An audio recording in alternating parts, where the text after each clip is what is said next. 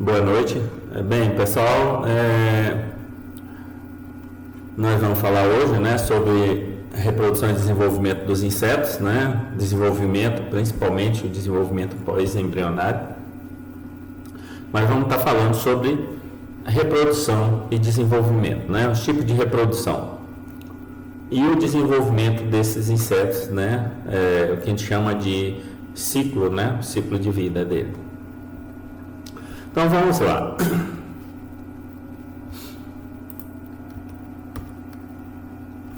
Reprodução e desenvolvimento, né, dos insetos. Então, a maioria dos insetos, que a gente tem que ficar sabendo, é que a maioria dos insetos, a reprodução é sexuada, ou seja, precisa do macho e precisa da fêmea. A gente vai estar comentando sobre os insetos, né, e vai estar falando sobre a capacidade que eles têm de regularem, né, a quantidade de macho e a quantidade de fêmea que vão gerar dependendo das condições, principalmente de alimento, né? Então vamos lá, né?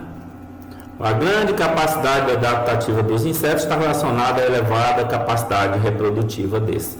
Então, com certeza, não sei se vocês já, como vocês estão na entomologia geral, não sei se vocês já viram a disciplina de plantas daninhas, que o professor também comenta a mesma coisa em relação às táticas de sobrevivência das plantas daninhas, né? Ou seja, produzir mais sementes.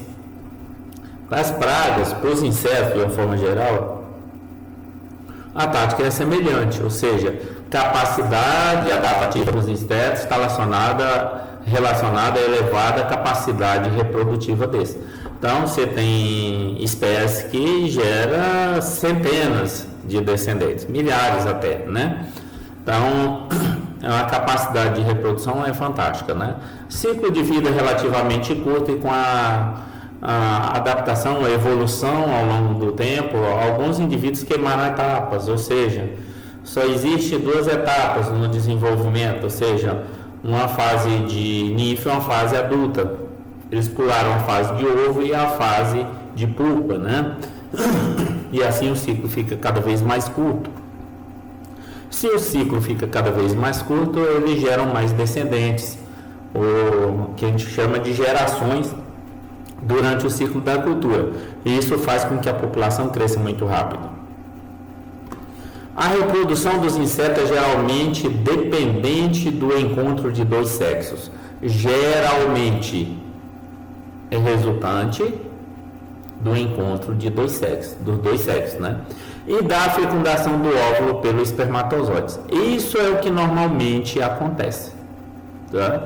Normalmente, mas nós temos as exceções e nós vamos ver essas exceções. Uma delas se chama oviparidade. O que é oviparidade? A maioria dos insetos é ovípara. O que a gente chama de oviparidade. Então, a maioria dos insetos colocam ovo. Então, isso você vai ver no campo, até um monitoramento que a gente faz para algumas espécies, a gente faz monitoramento de ovos também, ou seja, conta quantos ovos estão presentes ali, como é que como vai ser a infestação futura, né? Estes ovos podem ser colocados isoladamente ou em massa de ovos, apresentando formas variadas, esférico, em forma de barril, de disco, ovais e outros formatos, né? Às vezes, pessoal, quando a gente fala assim, ovos colocados isoladamente, dependendo dessa condição aqui, significa que esses ovos serão espalhados pela cultura. Então, um indivíduo coloca um ovo aqui, outro ali, outro acolá. Isso acontece principalmente com borboletas, mariposas, né? Então, ela espalha esses ovos na cultura. Isso faz com que, quando eu vou fazer o monitoramento e que eu detecte a necessidade de controle, geralmente eu vou ter que fazer em área total. Agora, se esse indivíduo coloca em massa de ovos ou coloca esses ovos juntos, muitas vezes, eu não digo que seja a regra, mas muitas vezes eu faço um controle mais localizado, porque em muitos casos esses indivíduos também permanecem agregados durante a alimentação. Não é regra, tá? Pegar percevejo, eles se espalham. Mas tem determinadas espécies de lepidóptero que a alimentação continua sendo agregada, ou seja, junto. Então, para você controlar, você faz um controle localizado. Então, aqui só para a gente ver, né? Forma de colocar os ovos. Nós temos ovos em massa de ovos e ovos colocados de forma individualizada. Aqui tem até um grupo de ovos, né? Mas poucos, né? Aqui você tem uma massa. Aqui é um ovos colocados por louva-a-Deus, onde esse indivíduo vai colocando ovos em uma substância, parece uma espuma aqui por cima, que quando em contato com o ar, ele vai secando, parece aquela espuma expansiva, né? E isso dá proteção para os ovos, né? Esses ovos podem ser colocados, é o que a gente já tinha comentado, de forma isolada. Aqui um ovo de lepidóptero, a gente já tinha comentado, aqui nesse caso é a Helicoverpa poséia, também conhecido como lagarta da espiga do milho. Isso aqui ela é comum do milho, é tanto que o nome da espécie está escrito Zea, né? Que é o nome científico do milho, que é Zea mais. Então coloca os ovos de forma isolada. Pode ser colocado em galhos. Então, se você vê aqui, ó, em formato elíptico e meio fino, ovo de um ortóptero, não, no caso uma esperança, esses ovos você vê com esse formato aqui. É claro que quando a fêmea vai colocar ele está mole, tá? Ele não sai um ovo duro com esse formato, né? E esse ovo é colocado no galho e com essa cor para dar uma certa camuflagem. Ele é fino também, então para passar desapercebido dos inimigos naturais, né? Os ovos podem ser colocados sobre animais também, né? A gente conhece a mosca varejeira, né? Coloca sobre o corpo do animal, o berne. E nesse caso aqui nós temos, por exemplo, um parasitoide, ou seja, uma mosca, que é um díptero aqui no caso, família Tachynidae, que coloca o ovo sobre a lagarta. Quando esse ovo eclode, a larvinha da mosca, ela rompe esse ovo pela parte de baixo. Ou seja, ela rompe o ovo já entrando na lagarta. E aí o que acontece? Ela vai comendo a lagarta por dentro, sem atingir os órgãos vitais. E aí, quando ela está completando o desenvolvimento, ela passa a comer tudo, inclusive os órgãos vitais, matando a lagarta.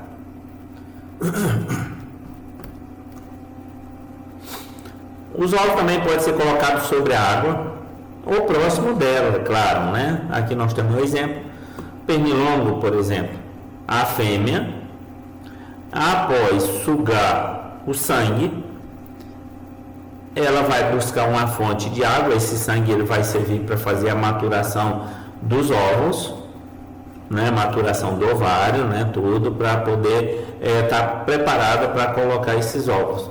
Aí ela vai procurar uma fonte de água, colocar os ovos diretamente na fonte de água ou em paredes ou galhos próximo à água. Então aqui o exemplo, um pernilongo.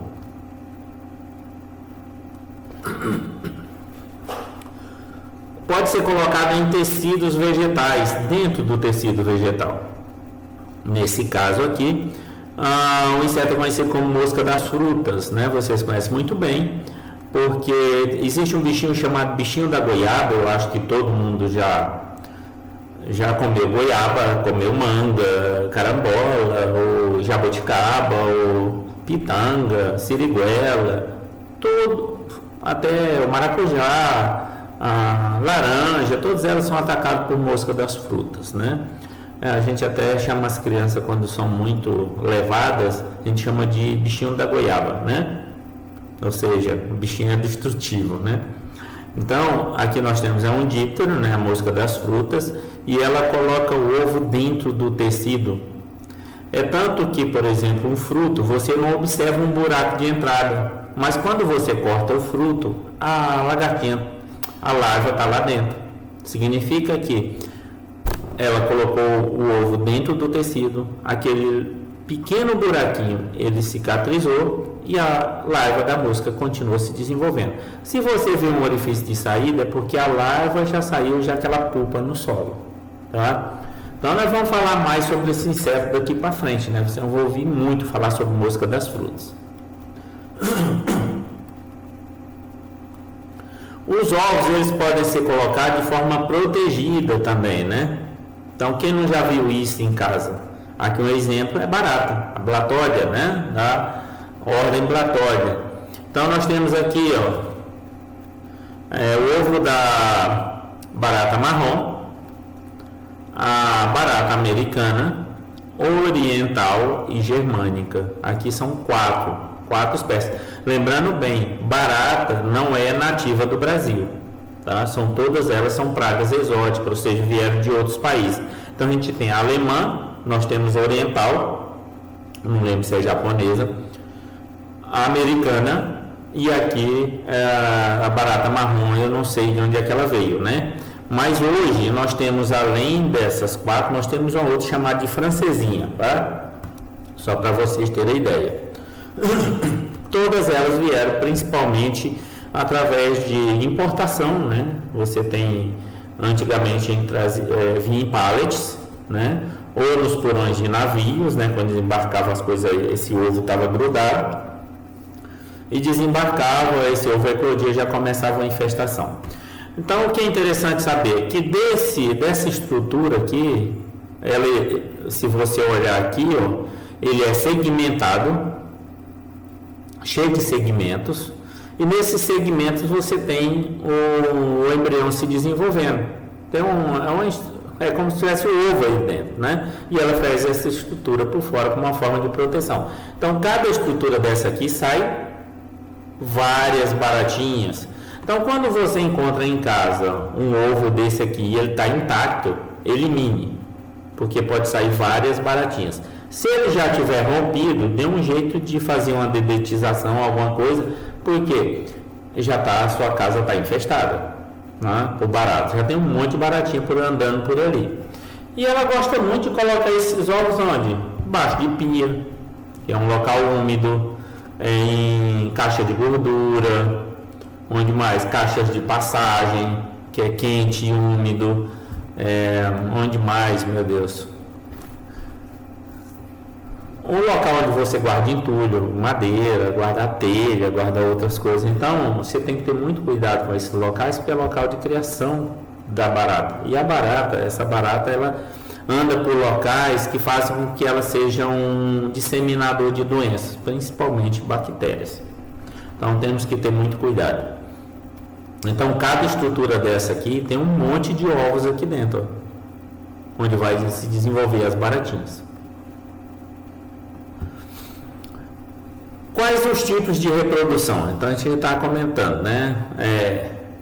Nós temos a oviparidade, onde o indivíduo coloca o ovo, e esse ovo pode ser colocado de várias formas, tá? Em vários locais.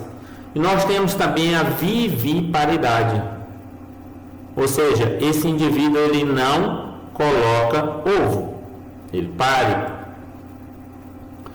Nesse caso aqui, o desenvolvimento embrionário ocorre dentro do corpo da mãe, a qual deposita larva ou ninfa em vez de ovos. Então, dê uma olhada aqui, ó. Olha a quantidade de baratinha que é colocada. Isso aqui é barata de material orgânico, de matéria orgânica, né? Ajudando no processo de decomposição. Mas olha a quantidade que é colocada. E essas baratinhas já estão prontas para começar a se alimentar. Então ela não colocou ovo, ela já coloca o indivíduo formado.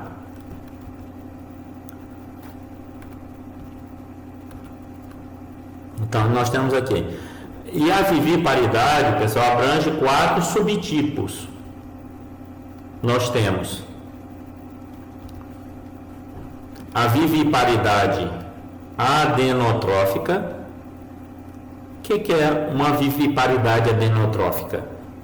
Após a eclosão, as larvas são retidas no corpo da mãe.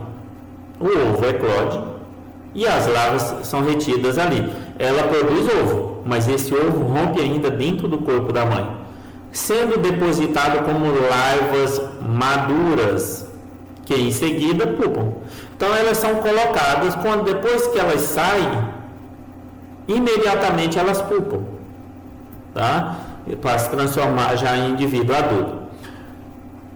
Essa característica de reprodução, ela tem como exemplo as moscas tissé do gênero Glossina. O que é mosca tissé? Com certeza algum professor já falou para vocês naquele dia que vocês foram numa festa, no outro dia tiveram aula, né? E aí a pessoa não consegue parar acordada. Está lá morrendo de sono, o professor está falando, a pessoa está pescando. Aí a pessoa disse assim: ah, o bichinho do sono te pegou, né? A mosca do sono te picou, lembra? Se não falou, então vamos ter um breve conhecimento sobre isso. Então, pessoal, graças a Deus não existe aqui, né? A gente toma só como exemplo. Ela é comum na África. Essa mosca, ao picar as pessoas, ela provoca um sintoma, claro que a pessoa tem. A pessoa vai perdendo vai ficando fraca, a fraqueza, a vontade de dormir. Então a pessoa quer ficar dormindo o tempo inteiro, por isso que ela é conhecida como mosca do sono, tissé, tá? Mas mais para frente a gente comenta mais sobre ela, até pode comentar mais especificamente, né, sobre essa mosca, mas não existe no Brasil, tá? Só existe na África. Tá? Aqui está ela, né? Existe o que a gente chama de viviparidade no hemocele também, né? É um dos tipos. Ó, após os ovários partirem-se, os ovos são liberados no interior do corpo da mãe. As larvas recém-eclodidas escapam, devorando a própria mãe. Então você imagine, né? Então que os ovos são liberados no interior do corpo da mãe, as larvas recém-eclodidas escapam, né? Devorando a própria mãe. O primeiro alimento dessas larvas é a própria mãe. É um dos tipos, chamado viviparidade no hemocele. Viviparidade pseudoplacentária é uma outra. O que é isso? O embrião se desenvolve numa parte alongada da vagina, nutrindo-se em estrutura semelhante a placentas. Um exemplo que nós temos é o pulgão. E o pulgão é algo muito importante para nós como engenheiros agrônomos, já que eles são extremamente importantes para as culturas, ou seja, porque eles são importantes vetores de viroses, tá? Para grandes culturas, para olericultura, fruticultura. Então, apesar deles serem de fácil controle, mas muitas vezes uma simples picada de prova faz com que eles transmitam o vírus, e transmitir o vírus para uma planta, essa planta está condenada, né? Então, se vocês olharem a foto, tá aqui, né? Ele parindo, né? Então, esses bichinhos são criados e eles não vão colocar um monte de uma vez, como a gente viu lá nas baratas. Ao longo da longevidade da fêmea, do indivíduo aqui, todas elas são fêmeas, a gente vai ver, ela vai colocar em torno de 40, né? Por alguns dias ela fica colocando esses indivíduos, né? Chegando no máximo aí a 40 indivíduos durante sua longevidade. A gente vai comentar mais sobre esse indivíduo. Existe também, pessoal, além da oviparidade, da viviparidade, existe a ovoviviparidade, a mistura da viviparidade com a oviparidade.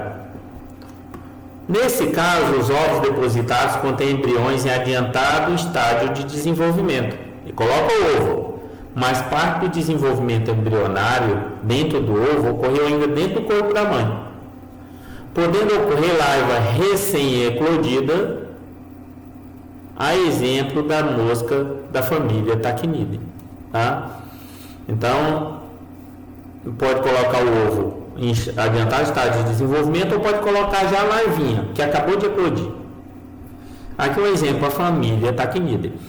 Um outro exemplo que a gente tem, por exemplo, a mosca varejeira, né, vocês já perceberam, bota uma carne lá para secar e você botou a carne, vamos dizer, de manhã, quando dá algumas horas depois, se você for lá ver, já tem larva. Por quê? Porque a eclosão é muito rápida, então se encaixa aí. Essa família Tachynidae, pessoal, é um importante inimigo natural também. Algumas espécies são inimigos naturais, colocando o ovo sobre outros insetos. Quando esse ovo eclode, a larva dela come o inseto por dentro. Então, um parasitóide também. Tá, então falar aqui, por exemplo, uma outra forma, nós temos oviparidade, viviparidade, ovoviviparidade e nós temos a partenogênese. Tá? Isso aqui, nesse caso, os óvulos se desenvolvem mesmo que não tenham sido fecundados. Então, o que acontece na partenogênese? Nesse caso aqui, a abelha, vamos dizer assim, a rainha, quando ela cruza com o zangão, ela armazena os espermatozoides. Ela vai ser fecundada aí por 8 ou 10 machos durante o voo nupcial. Esse espermatozoide ele fica guardado dentro de uma estrutura chamada espermateca. É como se fosse uma bolsinha. Os espermatozoides ficam guardados aí e ela vai manter eles viáveis durante toda a vida dessa rainha. Quando ela vai produzir zangão, o que acontece? Ela libera o ovo, mas não libera o espermatozoide. Então esse ovo vai eclodir e vai gerar um indivíduo, mas esse indivíduo não foi o processo do cruzamento de um espermatozoide com ovo. Então é como se fosse um clone. Tá? Quando é para produzir operária, a fêmea libera o espermatozoide. Quando é para produzir zangão, ela não libera o espermatozoide. Ou seja, ela não vai ficar liberando o espermatozoide à toa. A única função do zangão é para cruzamento, para revoada. Agora, as operárias, elas precisam ter um alto vigor para fazer todo o trabalho que elas precisam fazer. Então, geralmente ocorre combinada com outros tipos de reprodução, como a partenogênese, com a oviparidade, pode ocorrer com a viviparidade e com a pedogênese, podendo ocorrer alternadamente com uma geração bissexuada. Nós vamos ver aqui. Então aqui só para mostrar as abelhas, tem a rainha, aqui tem a operária e aqui o zangão, ou seja, a fêmea, o macho e as operárias que são responsáveis por todo o trabalho da colmeia. Então a rainha é maior, o zangão um pouco menor e a operária é bem menor, né, que a rainha. Então só para explicar como que ocorre aqui, nós temos, conforme o sexo dos indivíduos nascidos, a partenogênese pode ser classificada em telítoca, ou seja, apenas fêmeas, ou seja, são produzidas apenas fêmeas. Como exemplo, nós temos pulgões em regiões tropicais, ou seja, na nossa região aqui no Brasil, o pulgão vai produzir somente fêmea. Ou seja, numa colônia de pulgão não existe macho. E se alguém pedir para você procurar ovo de pulgão na cultura, está querendo te sacanear, porque na verdade o pulgão não coloca ovo. Então vamos ficar atento quanto a isso. Tá? O pulgão, ele já coloca o indivíduo formado e só produz fêmea, ou seja, cada fêmea produz outras 40 fêmeas. É como se fosse clone. E dessas 40, se não tiver nenhuma interferência em termos de controle por inimigos naturais ou outros fatores, cada uma dessas 40 fêmeas vai gerar mais 40. Por isso que a população cresce muito rápido e o ciclo vai gerar entre aí 12 e 15 dias. Então, um ciclo curto. Um outro tipo de partenogênese é a partenogênese arenótoca, onde ocorre a produção apenas de machos. Nesse caso não ocorre a fecundação, não ocorre o cruzamento. E aí vai dar essa reprodução por partenogênese, ou seja, não existe a troca de gametas, né? E vai produzir só zangões, só macho. A telítoca só fêmea, a renótoca só macho. E tem uma terceira chamada de anfítoca, ou seja, quando um indivíduo vai formar, vamos dizer, ocorre com a formação de ambos os sexos. E aqui nós temos pulgões de clima temperado. Então vou tentar explicar um pouco. Tá, vamos lá, que lá nos Estados Unidos, um período vai estar um período mais quente e vai entrar o período frio. O que acontece? Quando está para chegar no período frio, o pulgão ele começa a produzir o quê? Ovo, vai produzir ovo. E esse ovo vai ocorrer o que com ele? Ele vai ser a estrutura de resistência. Ou seja, o indivíduo vai colocar ovo, não vai colocar um indivíduo já formado, senão ele morreria por causa do frio. Ele vai colocar ovo. Esse ovo ele passa pelo período de frio, já que é uma estrutura de resistência. Ou seja, o metabolismo cai assustadoramente. E ele consegue o quê? Manter energias, né? Manter energia até passar o período frio. Beleza, vai começar o período quente de novo. O que acontece? Esse ovo eclode e nessa eclosão vai produzir macho e fêmea. Ocorre um cruzamento, vai gerar os descendentes. A partir desses descendentes, vai ter o quê? Quando saiu do ovo, vai produzir macho e fêmea. Ocorreu o cruzamento, vai gerar descendente somente fêmea. E vai passar todo o período quente produzindo somente fêmea. Então, período quente, frio, né? Logo que está saindo o período frio, vai produzir macho e fêmea. Saiu do período frio e iniciou o período quente, somente fêmea. Então, para você ver, pode ter ambos os sexos, no caso. Aí é chamado de anfítoca. Aqui eu mostrando o pulgão, né? Lembrar bem, né? O pulgão, a gente falou lá em morfologia, que o indivíduo tem uma estrutura aqui no final chamada de sifúnculo ou cornículo, tá? Então, é uma estrutura que é responsável também por liberação de feromônio, tá? É como se fosse um chifrinho na parte posterior do corpo. Aqui mostrando o zangão, onde vai produzir somente macho. Beleza. Conforme a obrigatoriedade, a partenogênese pode ser classificada em facultativa ou obrigatória. No caso da facultativa, pessoal, é o exemplo que a gente tem em relação aos Estados Unidos e obrigatória nas nossas condições aqui. Ou seja, vai ocorrer exatamente aquilo. E aqui vai depender da condição de frio, para que ocorra a produção de macho. Se não ocorrer frio, vai produzir somente fêmea. Beleza. Existe também uma forma de reprodução chamada de pedogênese. Pedo, formação, gênese é formação, né? E pedo quer dizer jovem, né?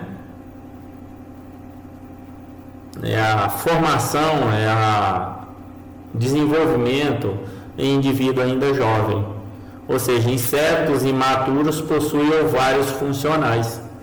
Ou seja, não é nada comum que a fase de desenvolvimento e crescimento de algum inseto ele tenha capacidade reprodutiva. cujos ovos se desenvolvem partenogeneticamente, ou seja, não necessita ocorrer o cruzamento. Ele vai gerar descendentes sem ter atingido a fase adulta. O exemplo temos dípteros da família Cecidoniidae e Chironomidae. Então nós temos aqui, aqui eu só achei o indivíduo adulto, mas é comum a gente ver isso aqui em casa. Seguir, meu Deus, se eu põe um desse sobre o meu sangue eu vou ficar murcho, né? Porque são bem grandes, né? As pernas bem grandes. E esse aqui, mostrando um indivíduo ainda na fase jovem, mas que tem a capacidade de gerar descendentes.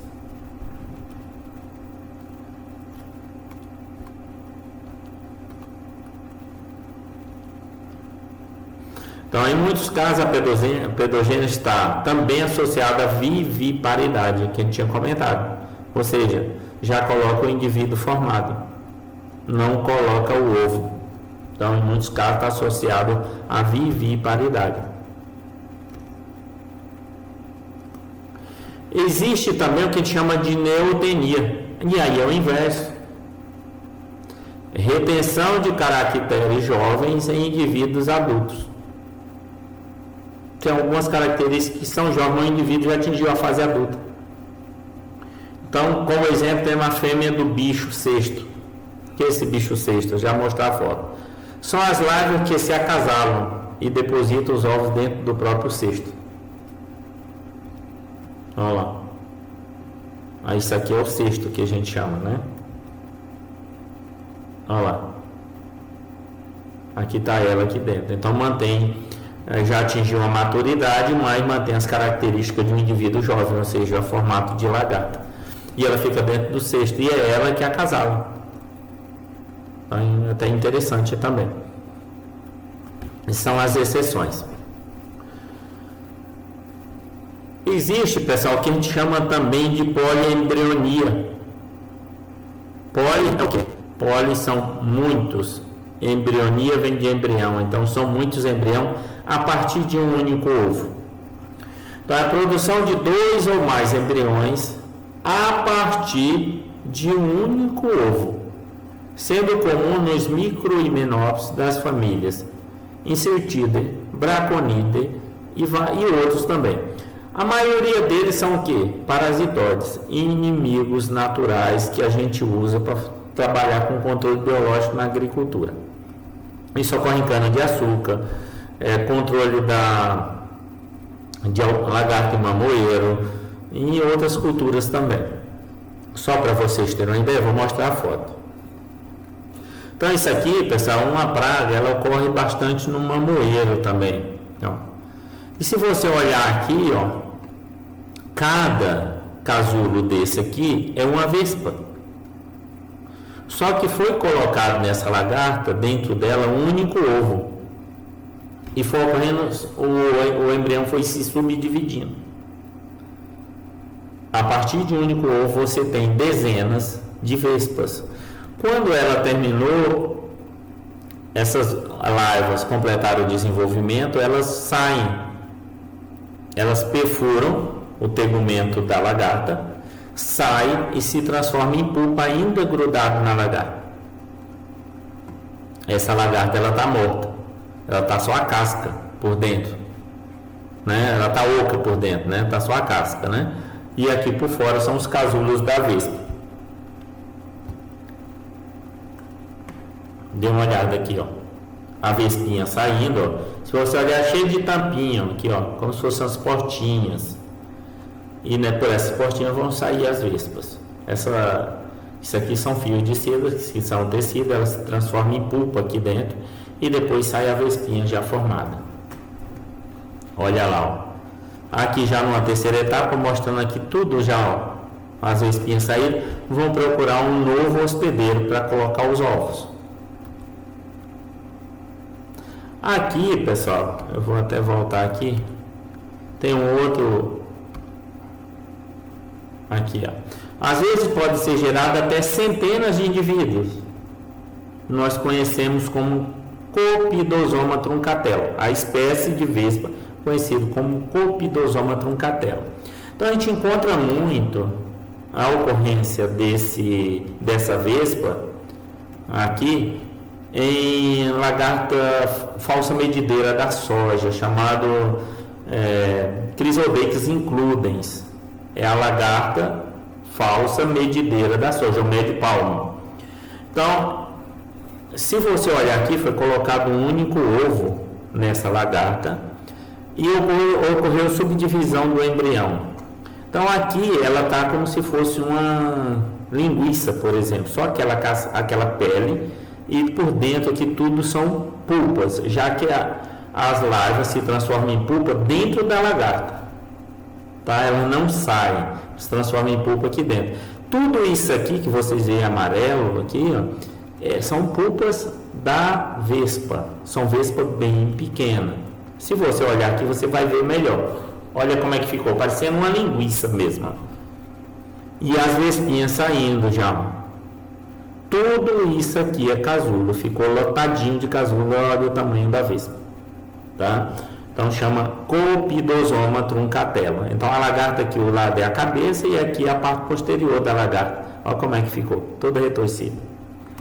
Então é importante, inimigo natural. Então quando você faz um controle de pragas na cultura da soja, tendo no seu manejo a utilização de produtos seletivos, ou seja, que não matem os inimigos naturais, esses bichinhos fazem um papel extremamente importante, reduzindo a população dessas pragas. Vamos lá. Existe também uma outra forma chamada de hermafroditismo. Hermafrodita, vocês sabem, o indivíduo tem os dois sexos. E aqui no caso dos insetos, ele se autofecunda. Os dois sexos encontram-se presentes no mesmo indivíduo. Tá? Pode ser assim ou pode ter um cruzamento, né? Dois machos, macho e fêmea, já que tem os dois sexos, né? Eles se juntam e um fecunda o outro. Uma situação também. Então, o hermafroditismo funcional é extremamente raro em insetos. Então, não é comum você verificar isso. Um exemplo é o pulgão branco dos citros, que não é um pulgão, tá? Nesse caso é uma cochonilha, mas quando ele é muito pequenininho, nós vamos ver aqui na foto, os indivíduos ficam semelhantes a um pulgão, por isso que é chamado de pulgão branco dos citros. Mas, na verdade, é a cochonilha Escherichia puchatsi. Nós vamos falar de cochonilha mais para frente, quando a gente for falar das ordens, as principais ordens de importância agrícola. Algumas vezes os ovos se desenvolvem partenogeneticamente em machos, ou seja, é como se eles se autofecundassem. Mas são comumente fecundados por espermatozoides produzidos pelo próprio indivíduo, ou seja, ocorre uma autofecundação. Ele produz espermatozoide e tem o ovo. E ocorre o que? A autofecundação. Ou quando copulam com outros machos. Como são hermafroditas, um fecunda o outro. Então, mostrando aqui, ó, é uma cochonilha, isso ocorre em citros. E se olhar aqui, a gente vê os indivíduos jovens que parecem pulgões. Por isso que o pessoal chama pulgão branco dos citros, porque vê eles pequenininho e grande e acha que é um pulgão grande. E que não é. Quem conhece, se você que está fazendo disciplina de entomologia, vai fazer outra disciplina, não pode confundir cochonilha com pulgão. Beleza, esses são os tipos de reprodução. Agora nós vamos falar dos tipos de desenvolvimento. Desenvolvimento pós-embrionário, ou seja, desenvolvimento após o ovo eclodir. Ou quando pare, né, na verdade.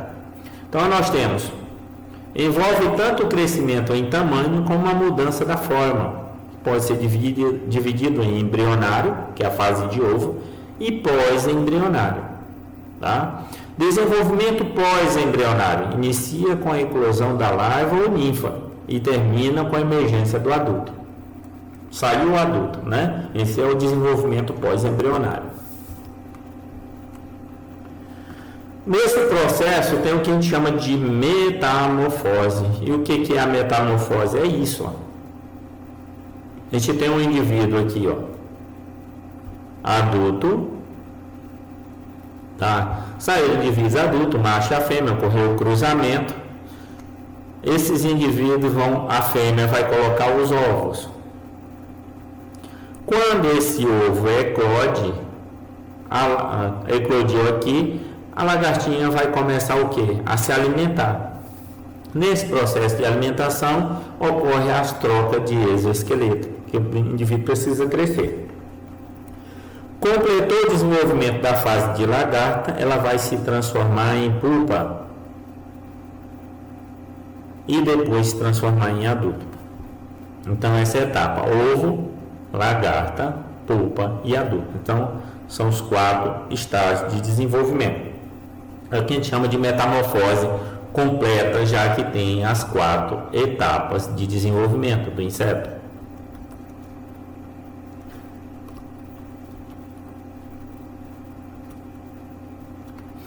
Então, durante o desenvolvimento pós-embrionário, a forma geral do corpo em cada estágio pode diferir pouco em relação aos estágios precedentes.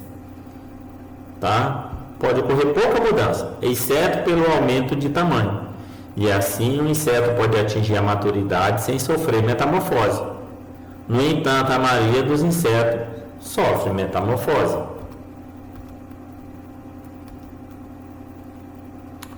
Então, nós temos aqui indivíduos que não sofrem mudança nenhuma de forma. Não há mudança de forma, é chamada de ametabolia, ou ametábolo. Nesse caso, o inseto recém-eclodido já possui a forma do adulto. Então, quando ele sai do ovo, a forma dele já é semelhante ao adulto, apresentando apenas um menor tamanho e órgãos reprodutores pouco desenvolvidos. Então, só vai mudar o tamanho e os órgãos reprodutores que ainda não estão maturos. É típica, dos insetos primitivos, como a traça dos livros, conhecido como tisanura. Está aqui, a fase de ovo, fase jovem, passa por 4 instas, e aqui é a fase adulta. Se você olhar para essa fase aqui e olhar para essa, você não vê diferença, só em termos de tamanho, tá? E internamente os órgãos sexuais que aqui estão maduros e aqui não. Outro tipo de metamorfose a gente chama de hemimetabolia, ou seja, o inseto recém-eclodido assemelha-se ao adulto, com diferença externa de tamanho, ausência de asas e órgãos genitais imaturos. Portanto, ocorre uma metamorfose somente parcial, que a gente chama de metamorfose incompleta, caracterizada pela ausência da fase de pupa. Ou seja, o indivíduo tem uma fase de ovo, uma fase de ninfa e uma fase adulta. Então, aqui como exemplo, nós temos aqui, aqui são os gafanhotos. Existe o que a gente chama de cópula. A fêmea coloca os ovos no solo, faz um orifício no solo e coloca os ovos. E esses indivíduos, após a eclosão, e eles saírem do solo, eles vão passar por que a gente chama de ninfa 1, estágio 1, insta 1, insta 2, 3, 4 e 5. Então passa por 5 estágios. No 5º estágio, o que ele vai fazer a 5ª troca de exoesqueleto, esse indivíduo se prende em algum lugar, um galho, uma folha lá, e vai fazer o quê? Sair desse exoesqueleto na forma de adulto, que pode ser macho ou fêmea, tá? E vai começar todo o ciclo de novo, certo? Então, é um indivíduo que passa por uma fase de ovo, uma fase de ninfa e uma fase adulta. Não existe uma fase de pupa. Então, o que a gente chama de metamorfose incompleta. Outra coisa, esse indivíduo já é semelhante, mas as asas ainda não estão formadas. Toda vez que ele troca o exoesqueleto, a asa está um pouquinho maior, fica um pouquinho maior. Então ele vai só mudando essa forma, ou seja, aumentando a asa e aumentando de tamanho e ocorrendo a maturação dos órgãos sexuais. Outro exemplo nós temos aqui, libélula, vocês conhecem muito bem, né? Chamado de lava-bunda também, né? Se você olhar aqui, você vai ter indivíduo adulto, né?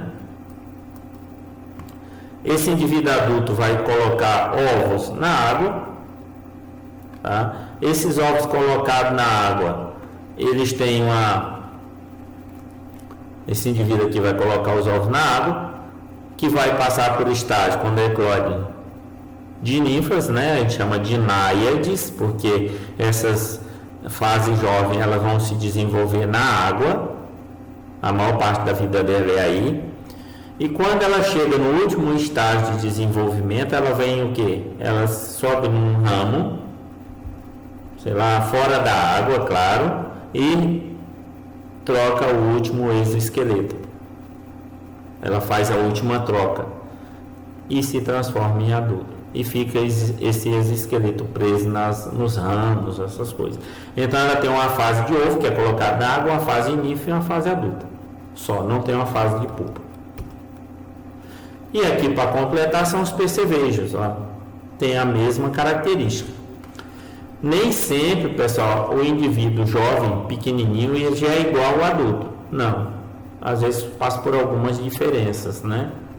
Em termos de característica, de cor, tudo. Mas esse indivíduo ele tem uma fase de ovo, uma fase de ninfa, que passa por, se eu não estou enganado, 4 estágios de desenvolvimento, e a fase adulta. Essa fase aqui de baixo, que seria a fase de pupa, não existe. Tá? Então, esse indivíduo aqui vai desenvolvendo aos poucos as asas até atingir a fase adulta, mas passa só por 3 estágios de desenvolvimento, isso é chamado metamorfose incompleta.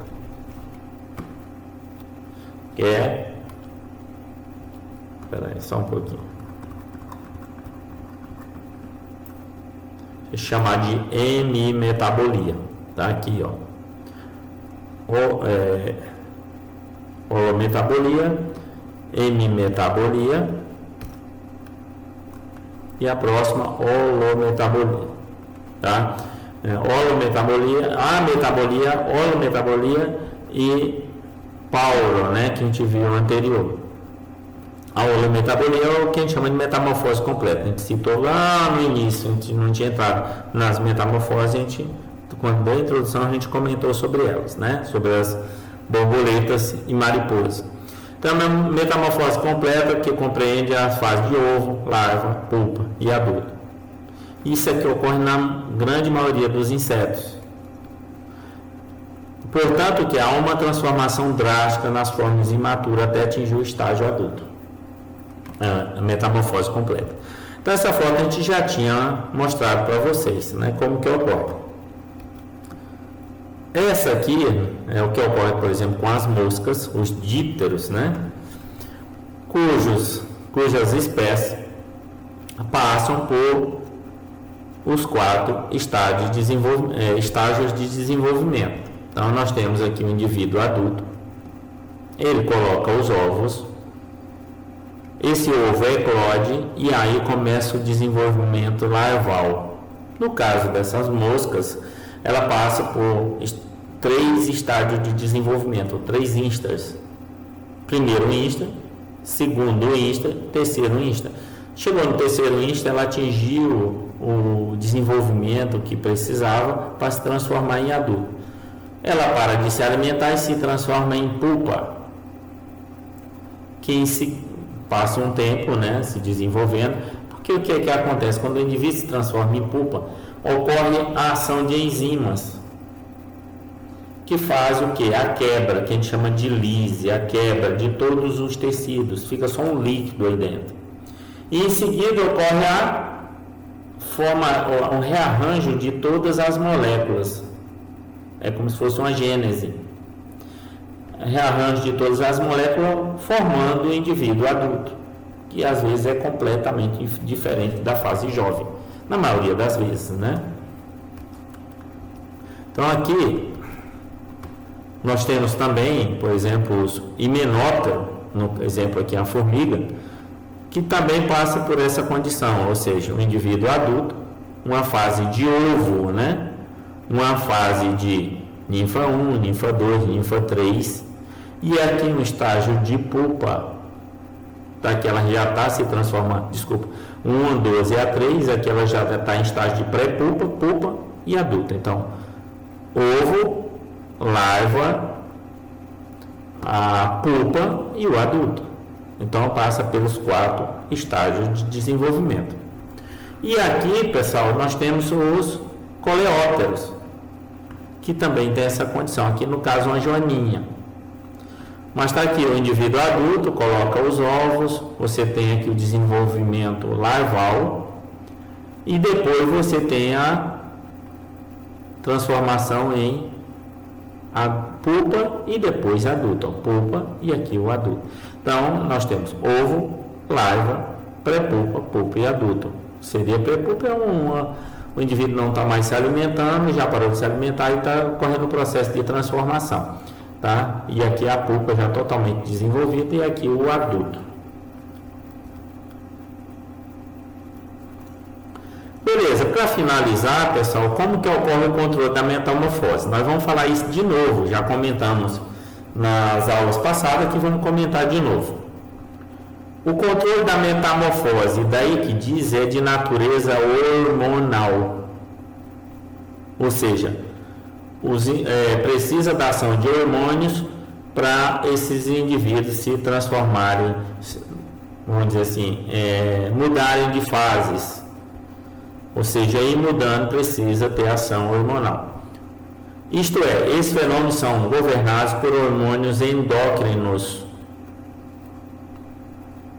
produzidos por glândulas desprovidas de duto próprio. Glândulas endócrinas que lançam suas secreções na hemolinfa, principalmente o hormônio juvenil e o equidizônio. Então temos aqui o início do processo, a gente já mostrou essa foto, só reprisar. O cérebro do inseto, e aqui nós temos células secretoras que vão produzir o primeiro hormônio, que a gente chama de hormônio cerebral, que ele é armazenado onde? Glândulas protorácicas, trópico, né? É armazenado. O hormônio cerebral é liberado na hemolinfa. Ele é produzido e armazenado aqui, e em seguida é liberado na hemolinfa, o sangue do inseto, sistema circulatório. Beleza, o hormônio cerebral ativa a glândula protorácica a produzir e liberar na hemolinfa um outro hormônio chamado de equidizônio, aqui, ó. Então vai produzir onde? Aqui, ó, nessa estrutura aqui, ó. São glândulas protorácicas. Elas vão produzir o hormônio equidizônio. Beleza. Esse hormônio, ele é o quê? Tá aqui, o equidizônio, ele penetra as células epidérmicas. Sabe? Lá a gente mostrou a última camada, lá que é viva, lá no tegumento do inseto, tem as células epidérmicas. Elas são responsáveis por produzir um novo tegumento, certo? Então é lá que ela vai agir, porque é lá que vai ocorrer a troca de exoesqueleto. Ativando a secretar um fluido, esse fluido, conhecido como fluido da equidise, rico em enzimas quitinase e protease. O que faz essa quitinase e protease? A quebra, vamos dizer assim, dissolve a parte vamos dizer, do tegumento antigo. E essa parte que é como se fosse quebrada, ela é absorvida e utilizada na produção de um novo exoesqueleto, de uma nova cutícula. Beleza. As enzimas digerem as quitinas e proteínas presentes na cutícula. A gente já tinha comentado, né? Mas não da epicutícula, que é a exúvia, é aquela parte que é descartada. A exúvia é descartada, mas a parte mais interna da cutícula, ela é reabsorvida para produzir uma nova cutícula. As enzimas da velha cutícula são digeridas, porque tem muitos nutrientes que serão reaproveitados na nova cutícula. Então, todo esse processo de crescimento, de troca de exoesqueleto, ele é comandado por hormônios, é de natureza hormonal.